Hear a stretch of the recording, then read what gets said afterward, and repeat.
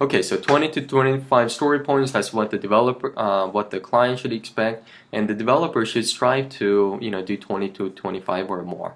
So now the bad thing is if the developer consistently does 40, then the developer is not, like things that maybe they're overestimating the user story points. So try to bring it back down to 20 to 25, not by reducing of, the developer's effectiveness. You still want them to be very effective, but yeah, if the developer, for example, does 80 story points, whenever you have a sprint cycle meeting and you ask the developer to give you story points for each task, they're just like over exaggerating on the story points. They got to be more realistic.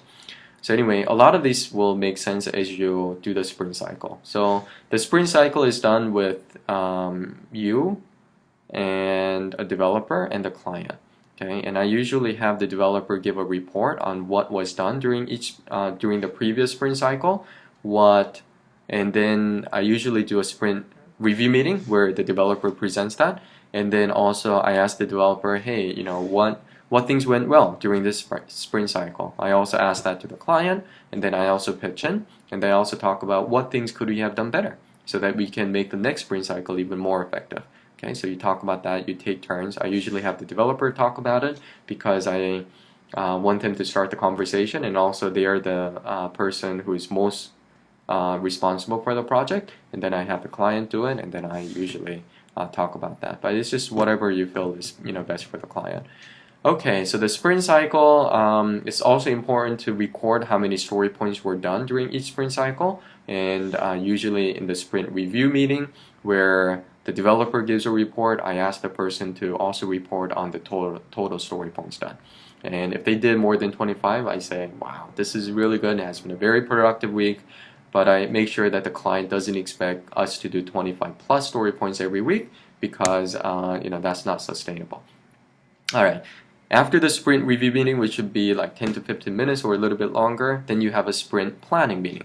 And by this point, you and the client should have already added new things that needs to be done in the product backlog. So the product backlog has all the stories that needs to be done, all the features and whatnot in the form of user story. And you also have a sprint cycle tab bucket where you want the developer to focus on during the next sprint cycle. So obviously the product backlog is going to be very big because it's all the features that you ever want, ever. You put it there, and then you and the client, mostly the client, should prioritize the list, where the first list is the most important, and then the less important, and so forth. And then usually when I have, I try to meet with the developer and assign story points for each task, because sometimes as the client, you may not know that that feature was 32 story points. You may have thought it was 1 story point. And after knowing that information, now you may want to shift some of the priorities because, hey, I had no idea that was 32. I thought it was 1. That's why I put it up on the top. But let me put it on the bottom because I think these 3 other features are more important and they're only story points of 2 or 4. Right? Make sense?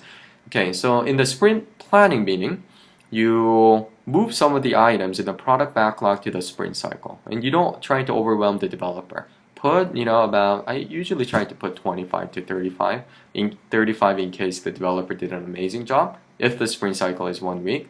Now if the sprint cycle is 2 weeks, double that, so I usually put 50 to 60 story points on the sprint cycle, and then also we prioritize it, and the developer will start from the top and work downward. Okay.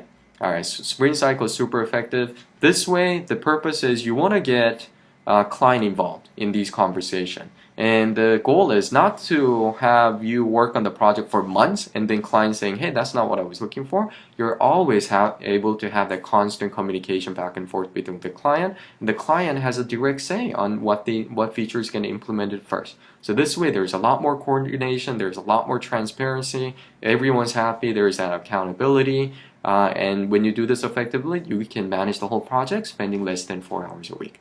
Seriously, it just works really well. After the sprint cycle is done, what should the client do? Stop talking to the developer. Okay, they should still be able to talk to you, but they shouldn't talk to the developer. Okay, leave them alone, leave the developer so that he can focus.